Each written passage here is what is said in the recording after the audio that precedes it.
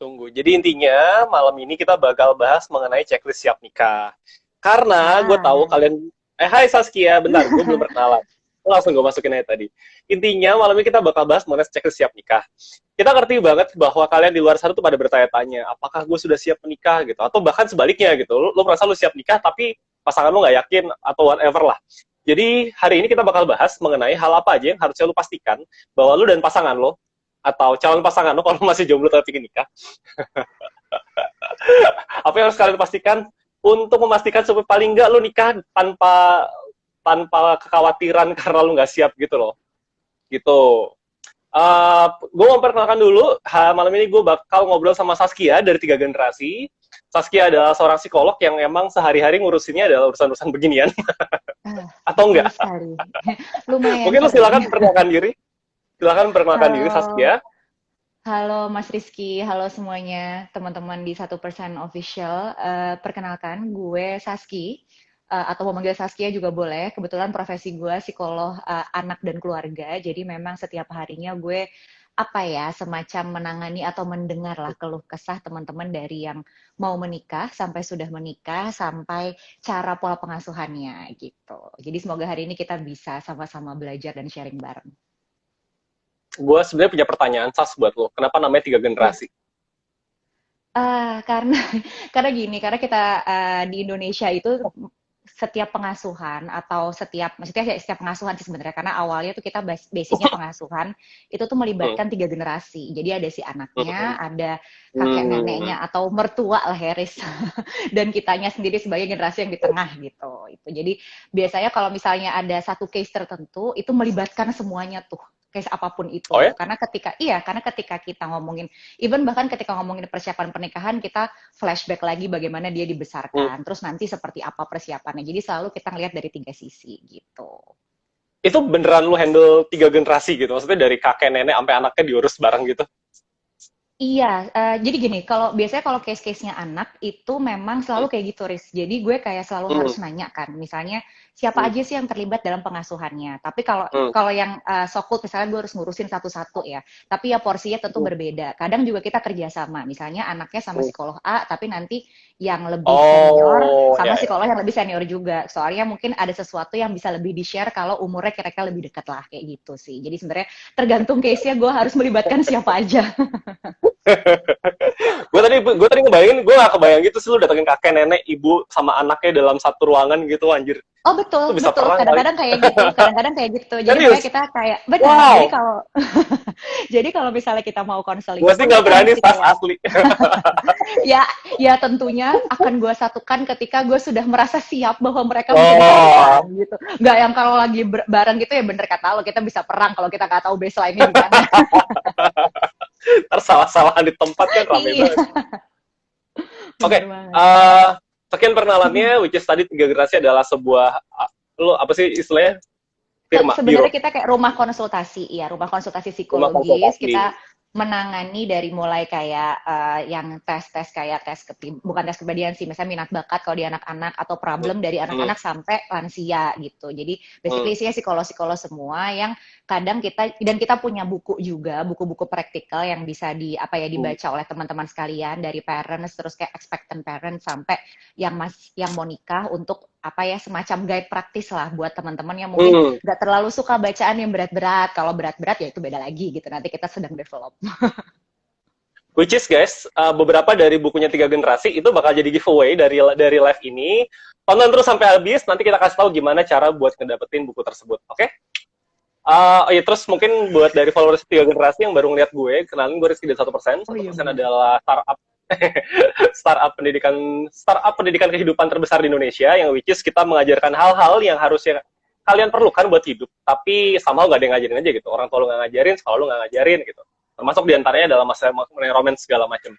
Dah, gitu aja perkenalannya, kita langsung mulai aja. Oke, Sas, topik malam ini adalah soal checklist apakah lu siap buat nikah. Hmm. Nah, menurut seorang Saskia nih, biasanya gue tuh ngeliat banyak banget orang yang merasa dirinya udah siap nikah gitu. Tapi checklistnya tuh menurut gue agak-agak absurd gitu loh, bukan bukan sesuatu alasan yang cukup buat menyatakan lu tuh siap nikah. Contoh paling umum adalah, oh karena gue udah usia segini nih, makanya gue siap nikah. Terus, what? Seriously. Mm-mm. Kalau dari lo, apa aja sih sebenarnya hal-hal salah seperti itu yang biasanya orang pikir ini adalah syarat penting buat nikah, padahal nggak juga.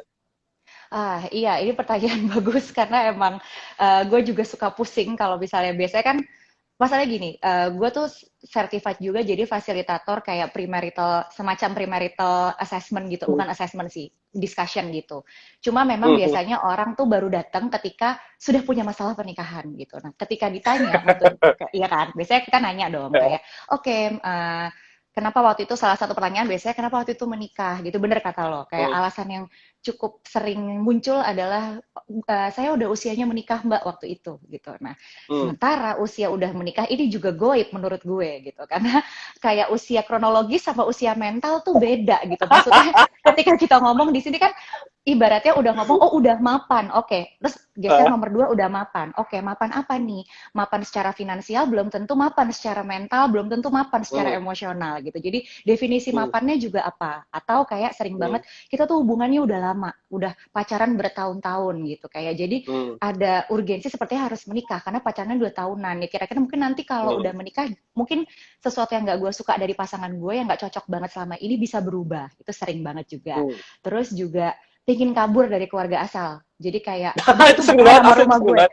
Iya, gue nggak tahan. Kayak gue harus kawin aja deh, biar gue kayak punya castle baru gitu. Kayak, ya termasuk masalah Hmm. baru sebetulnya kan, Riz ya. Kalau kita Iya, nikah betul sekali. gitu. Iya. Terus juga ini, mungkin udah pacaran, udah di umur ya menurut doi siap nikah. Terus putus, tiba-tiba ketemu orang baru, cepet-cepet aja deh gue nikah. Itu juga sering. Ya tuh kayak, yaudah nih kayaknya ada ini, kayaknya gue udah susah lagi nemu jodoh baru, oke deh gitu. Terus atau, aduh pasangan gue yang sekarang tuh idaman semua orang, idaman mertua, Asik. idaman ya jadi kayak ini kayaknya udah nggak ada kurangnya gitu loh kalau secara Biar nggak struktur lepas aja manusia. dinikahin ya. Iya, udahlah gue nikahin aja. Nah itu beberapa alasan yang cukup sering muncul ya. Atau mungkin kalau di tahun-tahun deket-deket gue bikin buku waktu Hmm. itu tuh lebih sering ini kan waktu itu kan zaman-zaman, kalau sekarang kan masalahnya ada pandemi jadi kita nggak bisa terlalu banyak bikin party yang gede-gede gitu kan. Nah kalau dulu kan udah Hmm. mulai terpapar dengan social media, foto pre-weddingnya gimana, lamarannya Hmm. gimana, lo udah keburu gengsi gitu. Jadi kayak udah Hmm. semua dikabarin, semua orang satu dunia tahu kapan mereka akan menikah, kalau mereka pacaran, terus begitu merasa secara mental nih kayaknya ternyata kok tiba-tiba ada yang gua ganjel gitu. Tapi ya udahlah, semua orang udah dikabarin. Padahal belum undangannya muncul misalnya. Ya kalau udah undangannya Hmm. muncul apalagi gitu. Jadi itu sih beberapa Hmm. alasan yang akhirnya sering banget, oh ini dia nih yang jadi lumayan problem awal karena pertimbangannya Hmm. itu sangat eksternal gitu. Oke, kita bahas satu persatu ya. Dari tadi Yap. apa namanya? Oke, tadi yang pertama kita bahas adalah pertama tuh yang Usia. sangat menyangkut seolah-olah waktu banget ya. Jadi usia, baik itu usia pelakunya, I mean ya udah, gue udah usia segini, udah Pelaku. waktu nikah, atau Iya. usia hubungannya gitu Ya, kan. ya, ya, Oh, ya, gue udah benar-benar. pacaran sekian tahun gitu. Menurut lo apa yang salah dengan mendasarkan pernikahan atas dasar hal-hal seperti itu? Karena gini, kalau usia itu kan, kalau kita mau ngomongin riset aja, riset tuh nggak ada yang begitu Hmm. tahu gitu. Usia tuh usia berapa dia dikatakan siap gitu. Karena kan Hmm. usia tuh lagi-lagi cuman menggambarkan angka hidup tambahan kita kan. Dan tiap orang beda-beda. Ada yang mungkin usianya lebih muda dari kita berdua, tapi wisdomnya lebih dapat gitu. Jadi dia udah Asik. lebih apa ya? Iya kan, udah lebih, ya dia tahu lah. Kalau Lo, menikah ini lo kan memposisikan diri seolah-olah kita tua, men. ya oke, gimana ya? Jadi orang lebih tua juga boleh lah dari kita, tapi ternyata kalau lebih tua kan lebih wise itu kayak common sense-nya gitu kan. Tapi mungkin lebih muda, orang nggak mikir ada nih anak lebih muda tapi lebih matang secara emosional, which is Hmm. banyak gitu kan. Gitu. Jadi Ya. kayak ketika ngomongin nikah itu kan bukan cuman perkara tambah usia lah. Kita juga tahu Hmm. bertambahnya usia tuh nggak membuat orang bertambah kematangan emosional gitu kan. Sementara Hmm. menikah itu urusannya ketika kita ketemu orang lain, kita udah kenal belum sama diri kita sendiri yang umurnya sekian puluh tahun ini gitu. Kalau kita Hmm. nggak kenal, gimana caranya kita mau kenal pasangan kita? Terus nanti gimana caranya kita bisa kompromi di situ? Yang paling mahal kan komprominya. Kompromi nggak bisa dihitung pakai usia. Itu kayak susah banget gitu. Hmm. Kayak, oke, kayak pasangan Hmm. gue 13 tahun lebih tua daripada gue. Pasti mateng nih perjalanan kehidupannya. Loh, cek dulu waktu pacaran gimana gitu. Iya kan? Itu sering banget gitu. Kayak, saya pikir dia lebih tua gitu. Tapi iya, secara angka memang lebih tua, tapi kan pengalaman hidup tuh nggak bisa lo ukur dari tua muda doang gitu. Jadi kita mesti lihat lagi tuh, Hmm. kalau kita bergantung doang pada angka, angka tersebut menggambarkan apa menurut lo? Selain usia fisiknya yang memang Hmm. seumur dengan si apa ya, seumur dengan si angkanya tersebut gitu. Itu menarik banget karena sebetulnya di banyak banyak banyak banget bidang apa namanya, Mm-mm. usia itu bener-bener cuma represent badan lo itu udah ada berapa berapa lama di dunia gitu kan. Mm-mm. Tapi Mm-mm. contohnya di pendidikan gitu, di pendidikan itu sebetulnya sempat, nggak sempat sih, sampai sekarang masih jadi dilema. Apakah Mm-mm. seharusnya anak-anak itu diletakkan Oh di kelas iya, yang sama berdasarkan usianya usia. atau berdasarkan kemampuan kognitifnya gitu? Itu tuh Mm-mm. dilema banget. Kalau sekarang emang biar Mm-mm. gampang usia aja kan, lu umur 6 tahun masuk SD, Mm-mm. umur 13 tahun masuk Mm-mm. SMP, dan kayak gitu. Cuman kan Mm-mm. ujung-ujungnya kan tuh menghadirkan banyak banget problema gitu. Karena sekalipun lu Betul. sudah seumur sama temen lu, tapi kalau misalkan pendidikan apa namanya, secara pengetahuan lu belum nyampe, secara kemampuan kognitif lu belum nyampe, itu jadi masalah. Dan itu juga Mm-mm. berlaku di sisi mental, kayak tadi sih dibilang sama Saskia. Lu mungkin udah hidup 25 tahun di dunia gitu. Cuma sepanjang 25 tahun, lu nggak pernah belajar gimana caranya mengembangkan kedewasaan dalam emosi. Ya, Ya nggak betul. ngaruh gitu kan. Iya. Dari kecil, Heeh. dari kecil lu nggak Itu pernah yang paling belajar susah. gimana caranya. Exactly kan.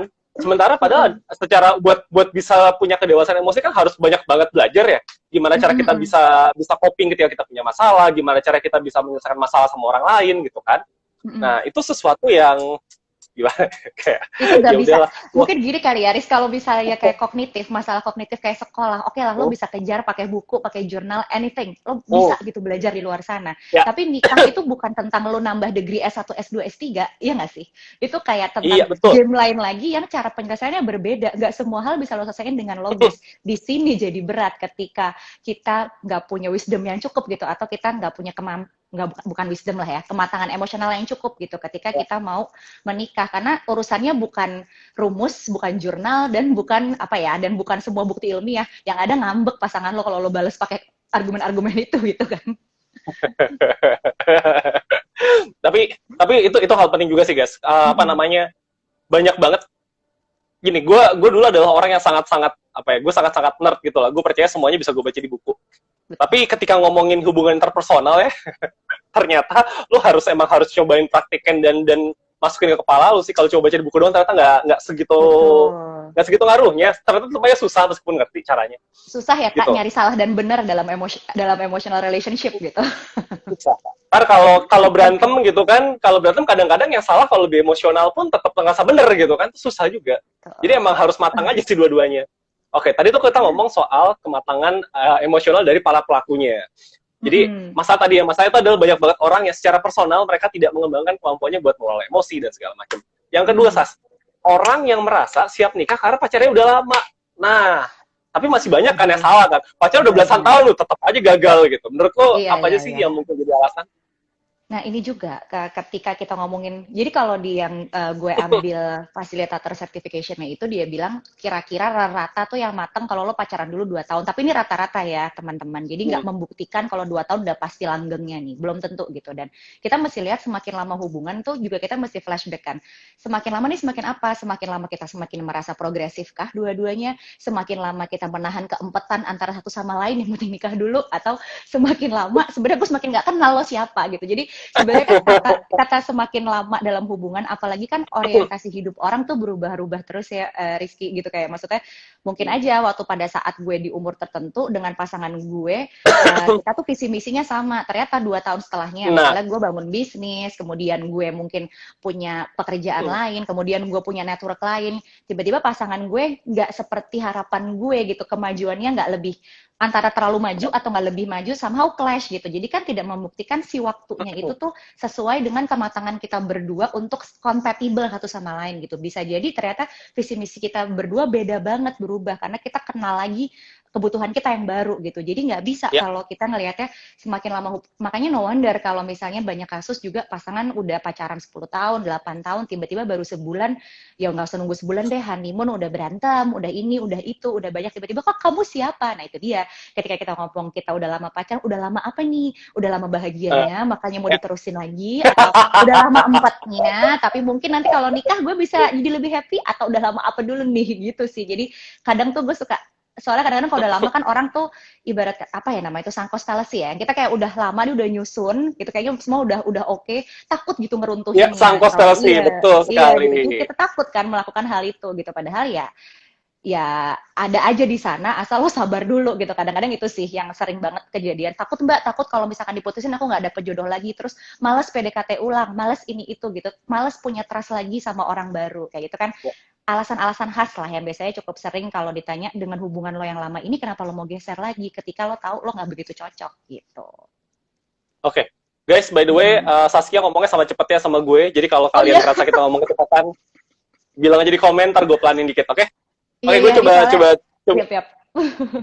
gue coba terjemahin yang tadi lu bilang jadi beberapa poin. Jadi yang pertama tuh kesalahan pertama Mm-mm. adalah ketika kita tidak ngecek progres. Which is Mm-mm. harusnya lu ketika lu nambah usia pacaran lu, usia hubungan lu tuh makin apa gitu. Apakah lu makin seneng, makin sayang, makin bahagia atau makin empat?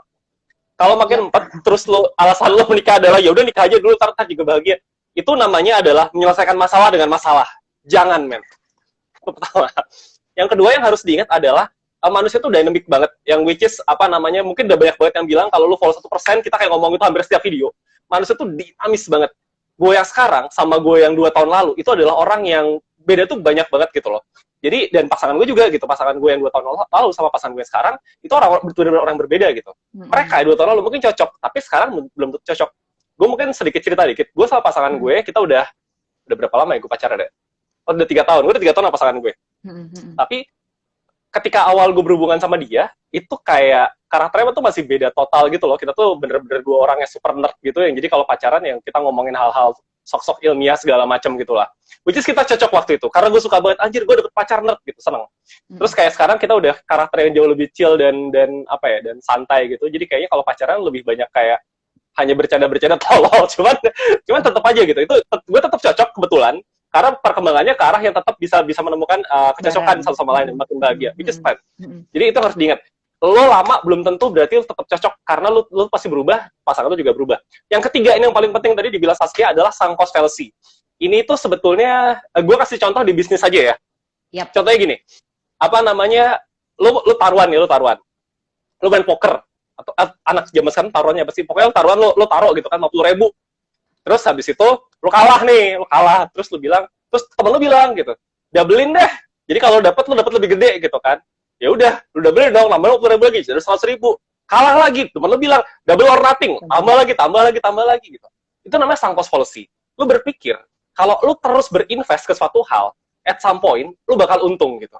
Padahal lu udah dari track record itu udah jelas gitu, lo makin lama tuh makin sering kalah. Jadi yang bener adalah lo cut secepat mungkin pas rugi lo belum gede-gede banget gitu. Itu di bisnis. Kalau di apa namanya dalam interpersonal relationship ya tadi sebetulnya hubungan lu tuh udah gak cocok-cocok banget sih, udah sering banyak masalah. Tapi Udah kebanyakan tapi somehow invest lu tapi mikir kita.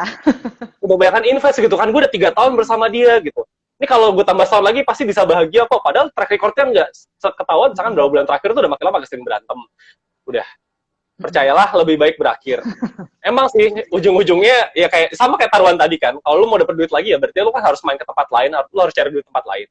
Tapi but that's okay. Emang bakal berat kayak tadi si Saskia bilang, ya mungkin lu harus PDKT sama orang baru, lu harus ngebangun trust baru segala macam. Tapi itu bakal lebih baik dibandingkan kalau emang kapal lu udah menuju tenggelam aja sih. Ya, Gitu. betul. Relationship-nya, ship-nya udah sinking gitu ya, udahlah ya gitu. Tipnya udah singki, ya, seneng banget ngobrol sama lu. Thank you. Oke, tadi kita udah sampai tadi kita bahas usia pernikahan, usia orangnya, terus habis itu kita bahas usia dari Hubungannya. hubungannya, terus apa lagi tadi gue lupa Sas? Ini pingin lari dari keluarga asal. Ingin lari dari keluarga asal. Itu kalau buat gue jawabnya simpel sih. Lu jangan bikin masalah dengan cara bikin masalah baru gitu. Jangan menyelesaikan masalah dengan masalah baru. Ya itu banyak sih mungkin gak betah di rumah. Jadi kayak udahlah.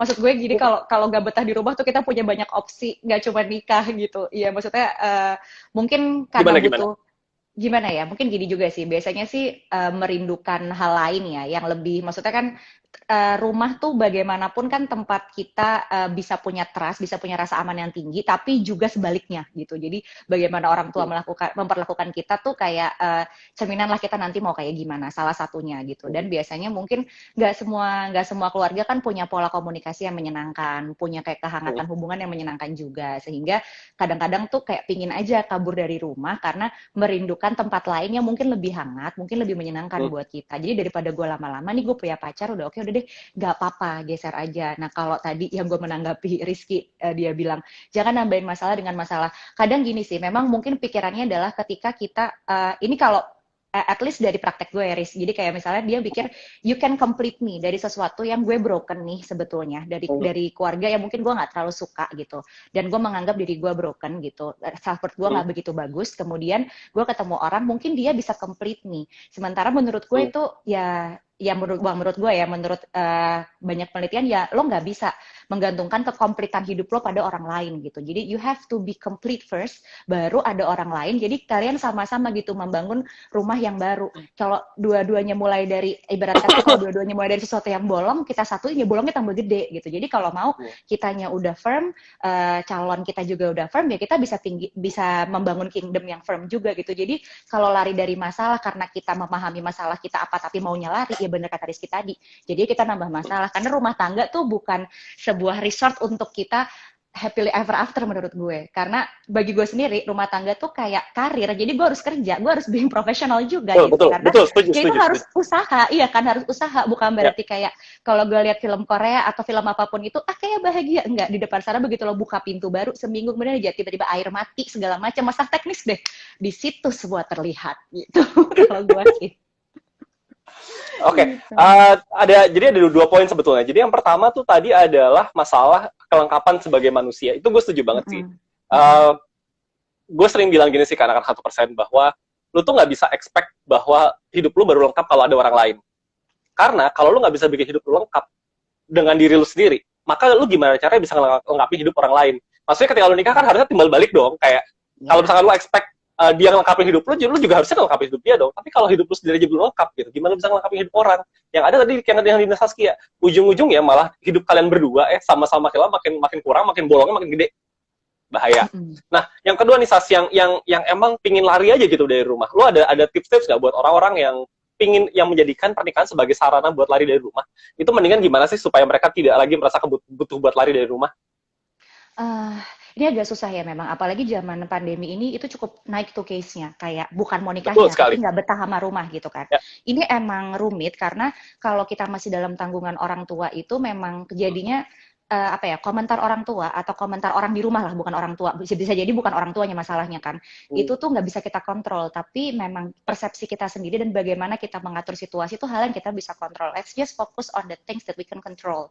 Jadi kayak misalnya ya misalnya kita kenalkan masing-masing anggota keluarga kita tuh plus minusnya apa gitu. Ya kalau misalnya ada tipe orang yang paling sering nih kalau kejadian kayak soalnya tuh kayak nyokap atau bokap tuh kayak ngomong sesuatu yang nyebelin terus gitu. Ya udah, boleh nggak kita anggap emang nyokap sama bokap tuh cara ngomongnya kayak gitu. Jadi ya kalau misalnya dan kita tahu kalau kita respon dengan cara tertentu itu tambah parah, ya udah leave it behind. Jangan kayak kita mikir tapi kan aku tuh keadilan harus dilawan, nggak bisa. Kita nggak bisa ngelawan argumentasi dengan argumentasi gitu karena itu otak kita tuh nggak disiapin untuk itu. Ketika ada argumentasi tuh otak kita kayak disconnect, ngerasa bahwa kita kebuang. Nah, si lawan bicara kita juga kayak gitu. Jadi kalau ada sesuatu yang kita udah tahu ujungnya, ketika kita makin berargumen makin parah, ya udah kita cari cara lain. Misalnya kalau misalnya ada di anggota di rumah kayak nyebelin, anggota keluarga di rumah nyebelin, oke, lo bisa ngapain? Lo paling tahu, lo mau minum, lo mau pindah ke ruangan yang lebih tenang, atau lo mau kayak dengerin musik tapi pas udah selesai dia keluarga ngomong sama lo, itu bebas. Terus kedua, sebenarnya ini chance yang bagus buat kita kenal kebutuhan diri kita sih kalau menurut gue ya, dari situasi keluarga apapun gitu kan.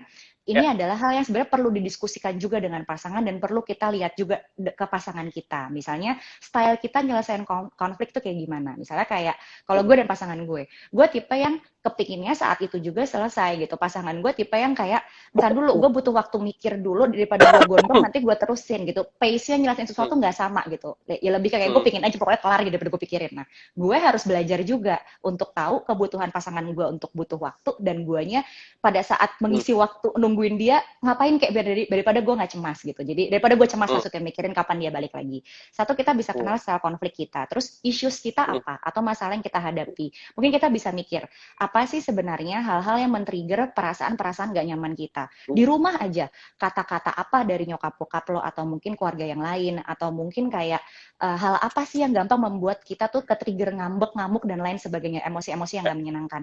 Kenapa? Karena itu penting. Ketika kita tahu, berarti itu menurut gue ya, correct me if I'm wrong. Hmm, Dari pengalaman gue, kalau kita tertrigger sama sesuatu, kita marah, itu most likely nggak selalu salah orangnya. Tapi emang kita punya issue di situ. Kalau kita nggak punya, kita betul. nggak bakal bother sama omongan orang tersebut gitu. Jadi Hmm, ketika kita tahu masalah isu kita apa, kita akan jadi orang yang lebih baik dan akan lebih siap kalau kita mau misalnya menikah. Jadi kita tahu orang kayak apa yang bisa bareng sama kita. Terus kita juga bisa memahami isu orang tersebut apa. Jadi kalau buat gue sih, apabila kita berada dalam keluarga yang rumit, satu, kita kontrol apa yang kita bisa kontrol, kedua itu tadi, belajar malah untuk tahu kebutuhan kita hmm. apa yang membuat kita tertrigger, jadi kita tahu next time-nya kalau kita menikah, kayak kata Rizky tadi, nggak nambahin masalah, tapi justru ngebangun sesuatu yang baru, yang lebih progresif buat dua-duanya. Kalau dari gue sih gitu ya, Riz, biar nggak terlalu fokus, karena pas kita kenal diri kita, tadi kita tahu, ya daripada gue pusing rumah, mungkin gue nambahin kerjaan, atau gue nulis, atau Ya, gue bikin konten, atau apapun, daripada kita rungsing gitu, akhirnya kita lebih produktif lah, kira-kira kayak gitu sih.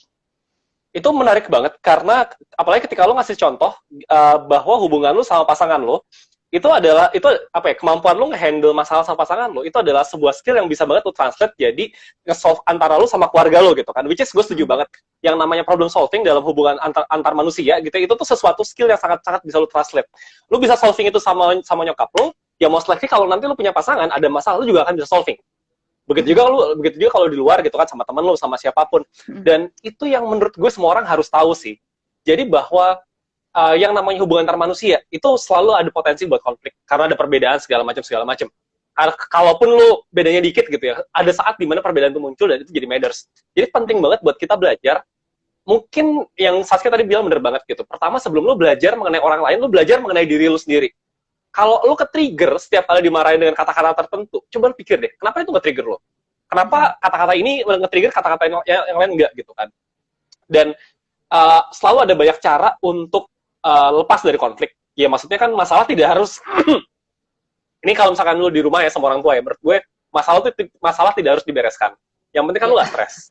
Artinya gini, kalau emang nyokap lu nggak bisa diajak ngomong, ya gimana cara supaya lu nggak stres? Beda kalau udah punya pasangan gitu kan, masalah harus selesai, karena kalau nggak anak lu kena gitu. Iya, betul. Nah, itu menurut gue ya, menarik banget. Jadi bahwa kalian yang masih punya masalah di rumah, kalau kalian masih jadi tanggungan buat orang tua kalian, udah terima nasib aja dulu. Tapi bukan berarti lu nggak bisa ngapa-ngapain. Maksud gue, let's say lu punya 1 tahun sama orang tua lo gitu ya, dan orang tua lo dari hari pertama sampai hari terakhir tuh berisik terus gitu.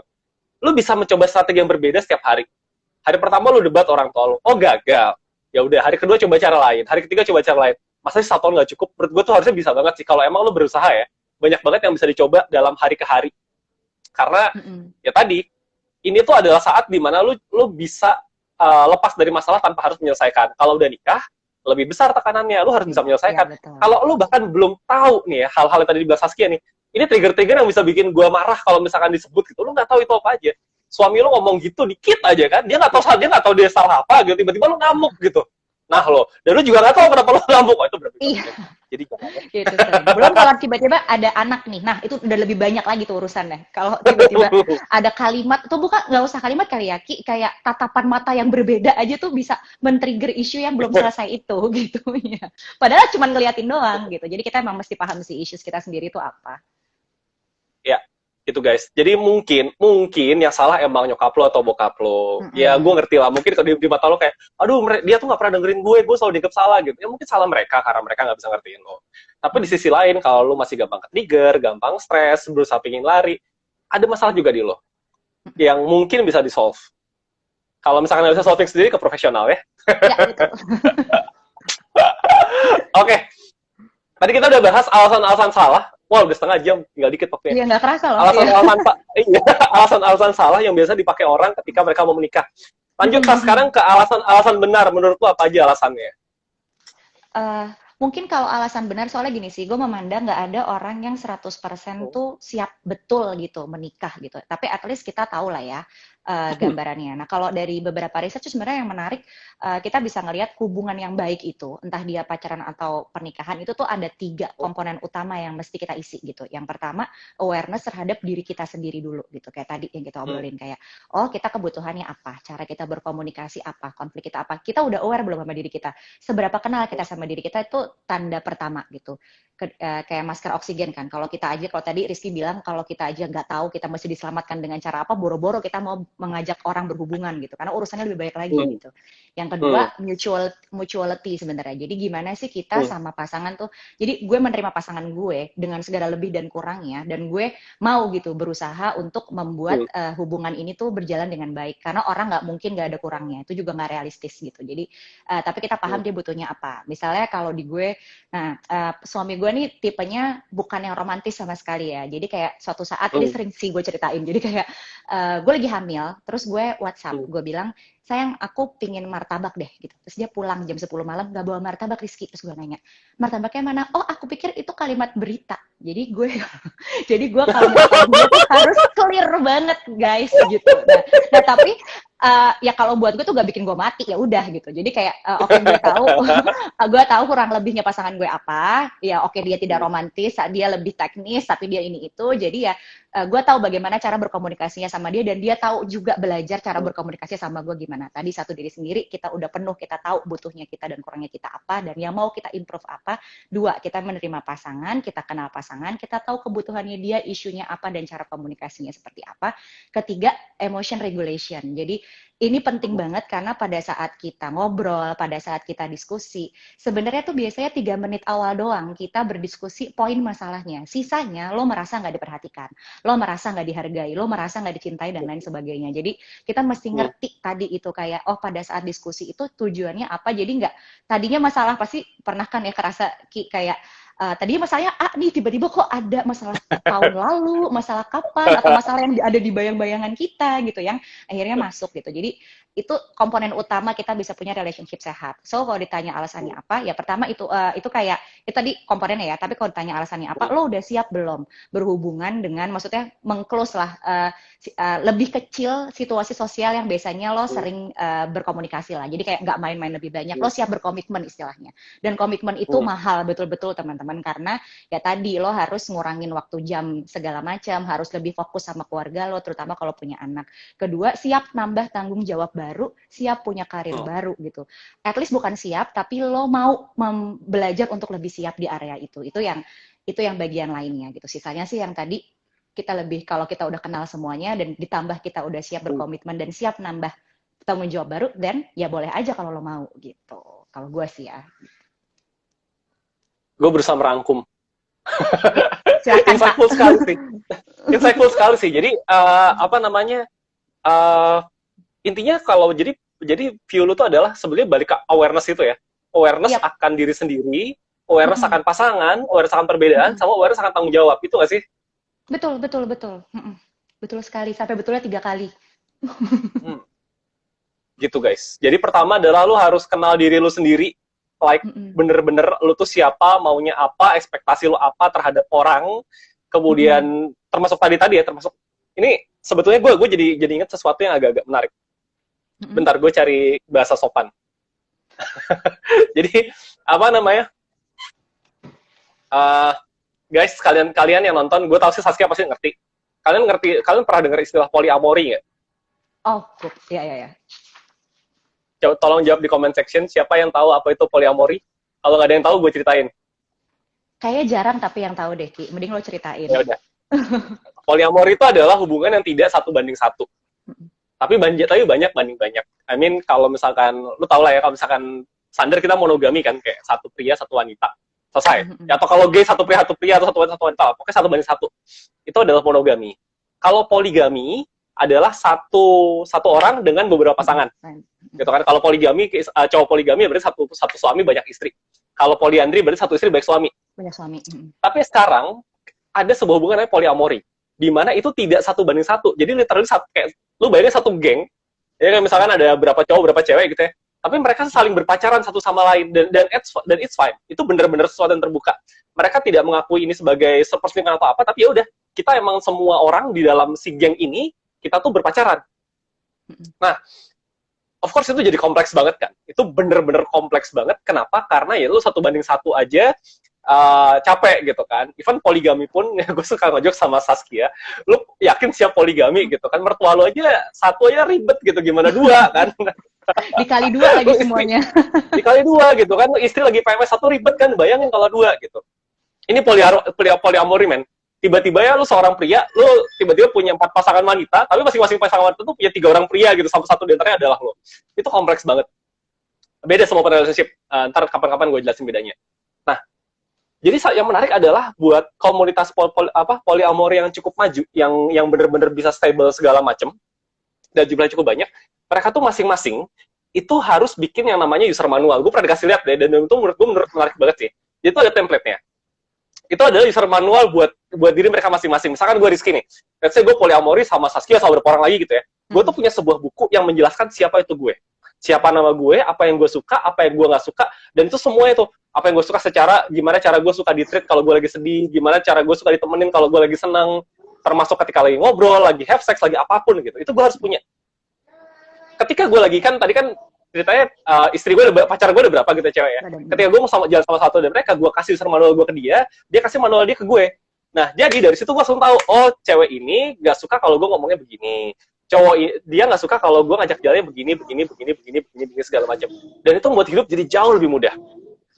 Gue tahu itu susah banget buat nggak kebayang. Ya. Ada cheat sheet-nya gitu. Dan itu asli itu lucu banget sih, gue pernah baca punya temen gue. Dan apa namanya? Dan menurut gue itu sebuah resep gimana bahkan ketika di polyamory pun itu jalan. Tapi kalau lu yang monogami, termasuk ya kita semua, kita sebagian besar dari kita monogami, mungkin nggak harus sedetail itu, tapi tuh it's very good kalau lu bisa mengatakan hal yang sama ke pasangan lo. Lu tahu kalau misalkan lagi sedih, lu suka diapain. Lu paling nggak suka kalau misalkan lagi marah, diapain. Lu paling suka kalau have sex tuh gimana posisinya, apa selera lu paling suka makanan apa. Itu bagus banget. Jadi pertama harus tahu diri lu siapa supaya orang bisa nge-handle lo. Karena kalau lu nggak tahu lu tuh siapa, gue sering banget zaman-zaman gue jomblo dan dating sana sini, gue tuh sering banget kayak sengaja mengakhiri sebuah hubungan itu simply ketika gue tanya, jadi apa yang bisa bikin kamu bahagia? Terus dia nggak bisa jawab, buat gue itu selesai. Kenapa? Kalau dia bahkan nggak tahu apa yang bisa bikin dia bahagia, gimana cara gue bisa bikin dia bahagia gitu kan? Gitu guys. Jadi tadi itu poin pertama adalah pengenalan diri sedetail mungkin, itu bagus banget. Yang kedua tadi adalah bahasa mutuality ya. Gimana ya udah, lo kenal diri lo, lo kenal diri lo, pasangan lo kenal dirinya, saling mengenal. Jadi ya udah kayak tadi kan lo dapet user manual pasangan lo. Oh pasangan gue nih gini nih. Jadi kalau misalkan dia oke tadi kayak kata Saskia, oh dia tuh emang kalau gue nggak bilang please tolong bawain, dia nggak beliin gue martabak gitu.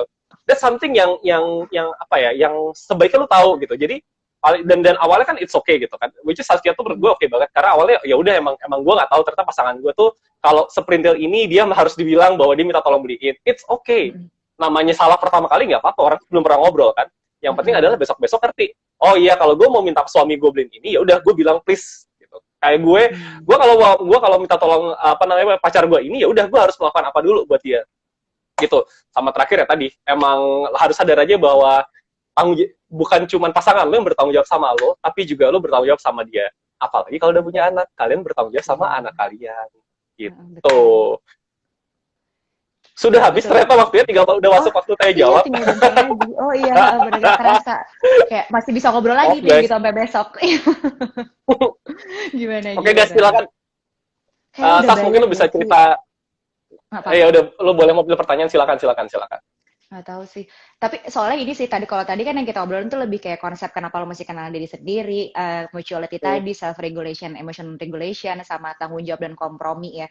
Karena tuh sebagian besar akhirnya kita harus discuss semua hal sih. Yang itu bisa aja manual booknya beda-beda tadi, kayak mesti lo diskusi tentang karir, edukasi lo, terus kayak tugas di rumah tangga lo maunya kayak gimana. Tapi kan itu balik lagi kan, seberapa aware lo berdua sama diri lo sendiri. Jadi gue bukan bisa ngasih, soalnya kalau checklist bener-bener kayak yang harus lo diskusin apa aja, gue rasa semua orang bisa tahu lah kebutuhannya apa. Kayak tadi kayak dari finansial, mungkin kebutuhan seksual, mungkin juga kebutuhan pekerjaan, karir, dan apapun itulah ya. Tapi yang paling penting adalah itu tadi, kalau kita sama-sama terdiri dari dua orang yang paham diri kita gimana, kita mau paham antar dua orang ini gimana, ya udah sisanya kita belajar aja. Karena pasti kalau tadi kita premis awalnya orang tuh tiap tahun tuh ada perubahan view gitu atau ada perkembangan. Itu tadi kita paling enggak bisa memaintain kita berdua, kalau berubah, kalau bergerak pun kapalnya tuh masih sama gitu ya. Mungkin diperbesar atau mungkin di setting sedikit biar tetap jalannya oke. Jadi sisanya sih ya udah silahkan diskusi yang menurut lo penting gitu. Oh ya, jadi gue nambahin dikit. Jadi gue adalah orang yang percaya bahwa setiap individu, setiap organisasi itu unik. Mau ngomong perusahaan, mau ngomong geng, mau ngomong pasangan, itu unik tergantung pada semua orang yang melakukannya gitu. Jadi gue sendiri selama ini kalau gue bikin perusahaan or whatever gitu ya, gue selalu percaya bahwa kalau tim gue beda, gue akan running dengan cara yang berbeda karena Betul. selalu ada efek personal yang dibawa ke dalam sebuah organisasi, termasuk juga itu sebuah hubungan pasangan gitu ya. Jadi penting banget buat lo tahu siapa diri lo, karena bisa jadi bahwa pakem yang berlaku luar sana nggak berlaku buat lo dan pasangan lo gitu. Tapi it's okay selama ya tadi lo kenal diri lo, tahu pasti apa yang dibutuhkan. Ya, dah kita mulai jawab-jawab pertanyaan. Oke, boleh. Yang Wow, paling panjang. yang paling baru tuh, dalam suatu hubungan, apabila kita tidak mengalami masalah sama hubungan melainkan karena saudara orang tua, karena alasan objektif, misalkan beda suku atau beda budaya, menurut kakak gimana? Oh, Kalau ini dijawab nih, Ki, yang ini. silakan. Oke. Lo mau jawab nggak? Kalau nggak Jadi juga nggak apa-apa. oh, boleh, boleh. Enggak, kalau ini ya kan cukup sering kalau di Indonesia ya sebenarnya. Mungkin ini sih lebih ke beda suku, beda budaya itu. Kalau kita ngomongin suku sama budaya tuh bukan hanya kesukuan atau budayanya gitu. Mungkin ada persepsi dari orang tua juga tentang karakter ya. Atau kayak kebiasaan yang mungkin nggak terlalu nyaman gitu. Itu juga basisnya kan sebenarnya entah pengalaman, entah apapun itu. Yang belum terbukti ketika kita punya orang, atau kita punya pacar suku tertentu udah pasti sesuai dengan guidebooknya mereka gitu yang ada di kepala mereka gitu. Kalau memang masalahnya suku ya gitu karena ya itu sering banget terjadi. Jadi ya mungkin kita perlu tahu, kita bisa tanya sih ke pacar kita, suku tertentu tuh apa gitu problemnya di orang tua gitu yang mereka khawatirkan. Karena gini juga sih teman-teman, kalau kita nikah itu kita juga kan tadi kan mengenal diri sendiri dan mengenal pasangan, kita mesti paham habitnya dia juga, kita mesti paham culture-nya dia juga gitu. Karena mau nggak mau tetap akan ada kegiatan apa namanya acara-acara sosial atau mungkin kayak kebiasaan di rumah deh yang itu lahir dari bagaimana dia dibesarkan. Yang bisa jadi salah satu pengaruhnya karena suku tertentu gitu. Nah, itu kita juga penting kan untuk tahu itu. Jadi ketika kita tahu nih si orang tua pacar kita antipati sama satu suku tertentu, tanya kenapa, dan ini lebih ke arah kasih aja, minta bantuan sama pacar, gimana sih kita tahu nih cara ngedeketin si parentsnya ini atau orang tuanya. Mereka tuh unggah-ungguhnya, tata keramanya, atau sukanya tuh kayak gimana. Jadi kita bisa membuktikan, enggak kok gue enggak seperti yang dikhawatirkan. Jadi mereka dapat poin gitu. Memang perjalanannya lebih lama, karena kan lagi-lagi ini tentang persepsi yang udah dibangun sekian lama. Nah, untuk teman-teman yang baru pacaran, atau ya kayak Rizky tadi aku bilang kayak, kita punya waktu sekian bulan atau setahun bahkan untuk membuktikan kita tuh nggak seburuk atau nggak selalu sesuai sama yang dikhawatirkan sama orang tua. Ya kuncinya kalau memang mau diteruskan, itu kenali kekhawatirannya apa, bukan kita ngelihat karena masalah sukunya, dan kemudian kita kasih earning points lah, minta bantuan pacarnya gimana caranya supaya itu terlihat. Antara main ke rumah, atau pacarnya mau komunikasikan, cerita ke orang tuanya gitu, dan diwanti-wanti, jangan sampai pas lagi cerita pacar, terus kayak disanggah, kitanya jadi panas balik gitu. Nah itu yang membuat juga orang tua, wah anakku di kayaknya kesamber si ini gitu. Nah itu jadi, itu tuh harus ada strateginya. Gitu. Iya betul. Kalau menurut gue sih gitu. Jadi bisa gitu. Cuman ya perlahan-lahan gitu. Apalagi kalau itu ya, kalau orang tua rasis gitu, wah itu sangat mungkin sekali dibilang kamu tuh diguna-guna ya. Emang orang sana tuh sukanya guna-guna. Betul banget. Gue lanjut pertanyaan berikutnya aja ya, karena waktunya nggak banyak. Oke. Ini dia ceritanya mau merit, tapi pasangannya bipolar. Jadi mesti gimana? Gue jawab dulu deh. Jadi gini guys, punya pasangan yang punya masalah kesehatan, baik itu mental maupun fisik, itu pasti exhausting buat lo. So, dan masalahnya adalah, lo mungkin apalagi kalau misalnya mental kayak bipolar ya, mungkin lo bahkan tidak tahu, lo nggak bisa juga menyelesaikan masalah itu, karena lo bukan profesional, lo tidak terlatih buat itu. Bahkan profesional sekalipun belum tentu bisa nyebutin pasangannya sendiri karena banyak biasnya. Jadi, saran gue adalah kalau pasangan lu punya masalah mental, kalau dia nggak bisa handle sendiri, ya udah lu temenin ke profesional. Terus ya udah lu tanya sama psikolognya atau psikiaternya, ini pasangan saya kalau gini saya mesti ngapain? Terus ikutin. Itu dari gue. Dari lu ada tambahan nggak, Sas? Gue paling tambahan dikit. Ketika kita tahu, sebenarnya poin yang bagus ketika kita aware nih pasangan kita punya masalah mental atau fisik gitu ya. Itu poin yang bagus karena udah mulai dari awareness. Paling nggak kita tahu. Tapi dipastiin, ini memang benar masalahnya, atau kadang-kadang tuh sekarang kita suka terjebak melihat beberapa ciri tertentu terus kita simpulin sendiri gitu. Kita self-diagnose, pacar kita kayak begini gitu. Jadi betul. Jadi kalau misalnya kita punya masalah mental atau fisik, tanya dulu ke ahlinya. Memang betul nggak kayak gitu. Dan view-nya tuh atau apa ya, pandangannya tuh lebih ngelihat ini bukan penyakit, tapi lebih ke oh kita jadi tahu cara taking care pasangan kita lebih baik lagi seperti apa dengan kondisi yang dia miliki gitu. Jadi kalau memang punya apa ya problem mental atau fisik tertentu, then kita gimana? Dari ahli kan tahu. Oke nih misalnya oh kalau masalahnya di emosi bagian ini. Ya kalau lo biasanya gue akan ngomong kalau lo mau nikah ini tuh kira-kira kadang-kadang akan bermunculan masalah emosi yang seperti apa. Nah, yang perlu lo lakukan tuh kira-kira begini, lo mau atau enggak? Kayak gitu. Jadi kita itu pentingnya untuk nanya ke ahli yang tepat supaya kita juga bisa dapat rekomendasi yang tepat untuk taking care our spouse gitu sih. Oke. Itu berlaku buat semua masalah ya guys ya, nggak cuma masalah mental ya. Masalah fisik misalkan pasangan lo ada cacatnya atau gampang sakit or whatever. Atau alergi itu something lah yang sebaik. gitu. Iya, Atau kan kita alergi. jadi tahu jangan masak ini, nanti kasihan dia kenapa gitu kan. Tapi sebaiknya kalau masalah fisik lu banyak, pacaranlah sama dokter. Gua, gitu ya. Gue sejak pacaran sama yang sekarang tiba-tiba gue sehat. Dulu gue sakit-sakitan dan hidup gue jadi membaik sekali. Oke, ini menarik nih. Apakah kita boleh mengubah karakter kita hanya untuk menyenangkan pasangan atau memang harus selfish mencari pasangan yang kita mau? Nah, kalau menurut gue gini, kalau pernikahan itu kan suka bilang ya, kita harus 50-50 gitu. Nah, kenyataannya memang nggak semulus itu. Nggak semua orang tuh bisa 50-50 banget gitu.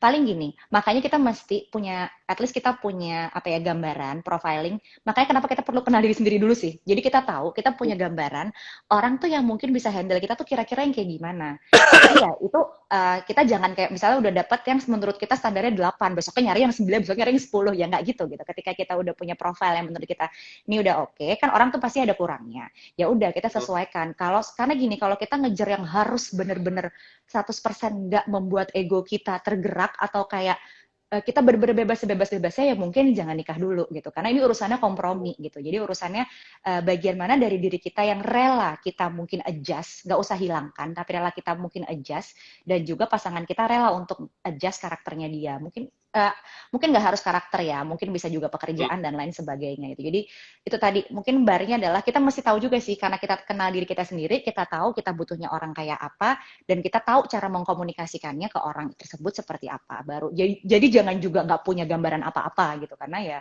itu kayak susah nggak sih kita mau mulai dari mana gitu. Oke. Gue lanjut aja. Bagaimana menghadapi pasangan yang pasif ketika diajak ngobrol? Oke, gue yang jawab aja ya. Gimana caranya kalau misalkan Oke, pertanyaan gue adalah kenapa lu jadikan pasangan kalau ngobrolnya nggak cocok, ya Allah, gitu kan. Tar dulu ya. Kak Rizky galak ya, Kak Rizky. Iya, jadi kalau gue tuh prinsipnya simpel sih sebetulnya ya, bahwa komunikasi itu adalah bagian penting dari hidup gitu kan. Lu mau nikah kalau lu nggak bisa ngobrol sama pasangan lu ya gimana gitu kan. At the very least lu harus bisa komunikasi. Kalau misalkan dari pasangan, gue nggak ngerti sih orang-orang yang bisa pacaran sama orang yang nggak cocok pas ngobrol gitu, lu PDKT-nya gimana emang? Mungkin gini kali ya, Riz, kayak... Ini versi baiknya Saskia yang jawab. Iya, karena gini, gue sering lihat juga. Gak sih, gue sering lihat juga pasangan. Ini bener, ini gue lupa banget mau ngomong. Orang tuh lupa ketika pacaran tuh mereka harus ngobrol dan ngobrol tuh banyak hal loh. Ngobrol tentang ya isu konflik lo sama dia, terus kayak mungkin ngobrol hal-hal yang jadi minat lo dan minat dia dan lain sebagainya. Kenapa ngobrol tuh penting dan kayak diskusi berkala tuh penting. Dari situ kita tahu cara apa ya, pandangan pasangan kita sama berbagai hal di hidup ini seperti apa. Kita tahu kalau dia ngambek, kalau dia marah, itu tuh kira-kira pas kita ngomong apa atau situasinya kayak apa. Jadi mempermudah kita juga pada saat menikah, kalau ada problem tuh kita tahu ngasih jam diskusinya tuh seperti apa gitu. Kayak kadang-kadang misalnya kayak suami gue gitu, dia tuh kalau ada ruangan panas, sempit, terus kayak banyak orang di mana-mana tuh dia kesel banget gitu. Mungkin gue ngomong apa aja jadi salah. Nah, jadi gue tahu kalau gue mau ngobrol serius, jangan di tempat yang kayak gitu. Semudah itu gitu. Dan itu dia kenapa kita mesti sering tuh ngobrol gitu. Kita sering ngobrol, kita tahu snap-snapnya orang tuh di mana. Soalnya sering banget, akhirnya banyak banget kalau gue bawain kelas-kelas mengenai manajemen konflik ya, karena hubungan tuh nggak mungkin nggak ada konflik, dan biasanya harus didiskusikan kan sarannya. Orang nggak kenal tipe diskusi pasangannya tuh kayak gimana. Akhirnya mereka debat kusir karena persepsinya beda dan nggak ada yang bisa ditemuin di tengah dan nggak paham. Kayak, lah kok pasangan gue mikirnya kayak gini gitu. Lah ya, lo kemana aja waktu pacaran gitu. Waktu pacaran emang nggak pernah ngobrol gitu. Nah itu kan di situ kita bisa kelihatan harus seperti apa. Jadi diskusi, mungkin evaluasi bulanan kalau lo anniversary daripada beli bunga. Kalau suka beli bunga nggak apa-apa. Tapi kayak diskusi juga mengenai hubungan lo yang bisa diimprove apa. I think it's a very good way untuk kita bisa manage itu gitu. Ini menarik. Gue pernah gue pernah ngobrol sama orang. Dia udah pacaran 2 tahun. Terus dia nggak tahu banyak gitu soal pasangannya tuh mau hidupnya dibawa kemana segala macam. Terus gue tanya, lu pacaran ngedate? Ngedate kak? Rutin? Tiap minggu kak? Kadang-kadang seminggu 2 kali gitu. Terus lu ngedate ngapain gitu kan? Dia ngedate gitu, nonton, makan gitu kan. Tapi nggak banyak ngobrol. Jadi sih kadang-kadang ngobrolnya ya ngobrol hal-hal yang superficial gitu ya.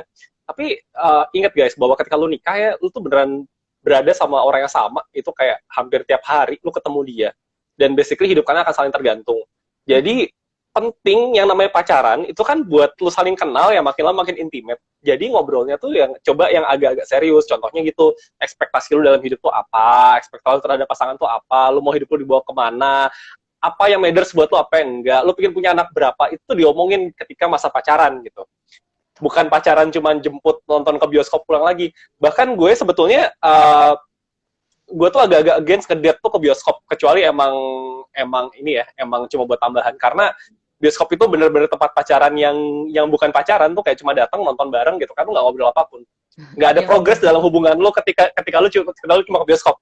Mendingan lu dinner terus lu ngobrol gitu. Iya, kecuali abis kalau dari bioskop lo mau bahas sesuatu, insight dari bioskop tadi apa gitu. Ya, boleh kadang-kadang. Jadi ingat, bioskop tuh buat tambahan, jangan lu ngedate ke bioskop doang terus lu nggak bahas. Intinya ngedate bukan itu ya Kak Rizky ya. Betul lah, saling kenal lah. Nih, mungkin Saskia mau marah-marah. Ini jadi gini, pasangan LDR udah pengen menikah, tapi masing-masing belum tahu mengenai diri mereka masing-masing. Terus gimana? Kalau kayak gitu, misalnya yang bertanya, itu sebenarnya poin bagusnya pertama udah aware, dua-duanya nggak kenal diri dua-duanya sendiri gitu. Terus misalnya punya itikat baik, oke lah, kita mau melanjutkan ke hubungan selanjutnya.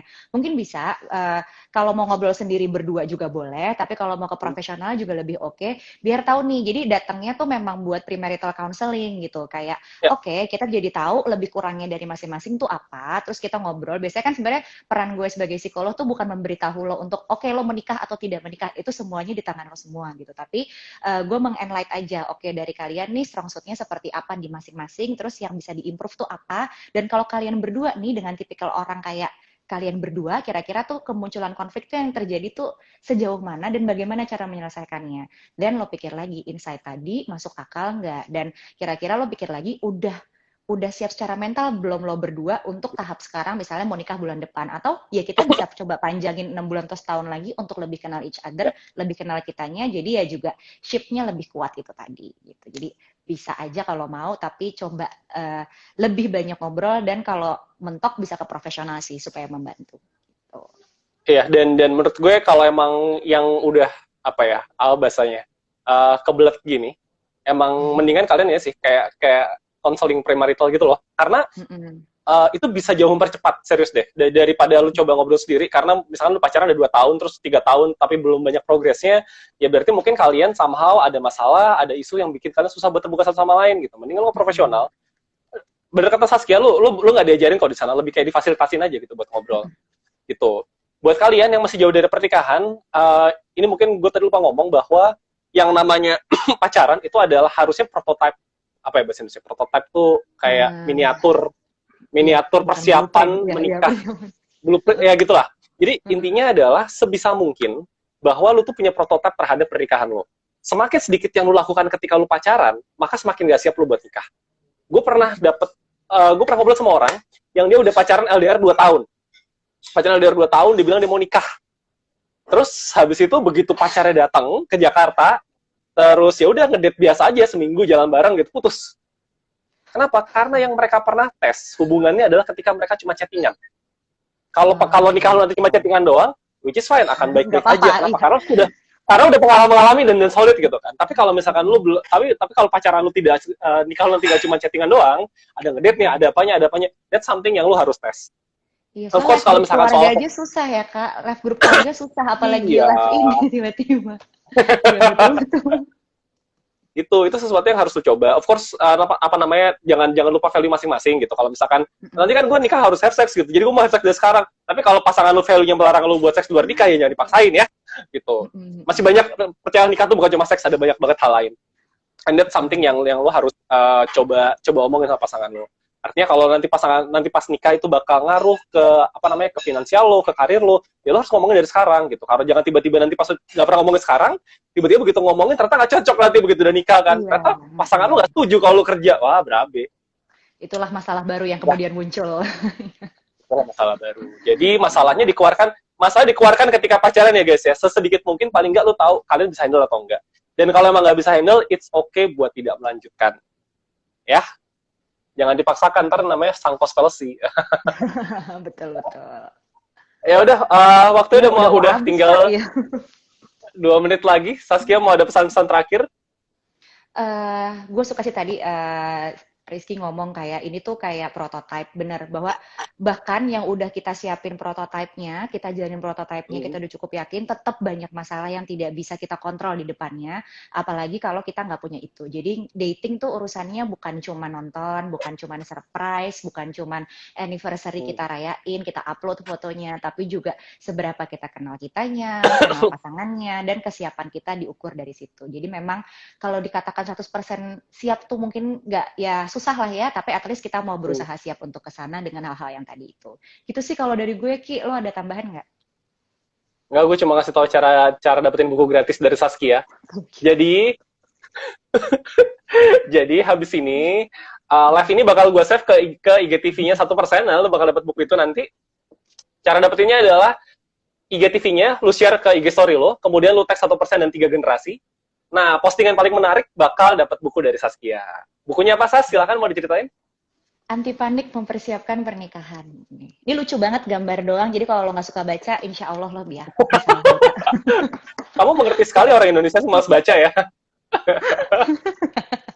Nggak gitu, biar mudah aja. Ya udah, sekian dulu dari gue Rizky dari 1%. Dan gue Saski dari 3 generasi. Sampai jumpa lagi. Iya, Bye. bye semua, thank you.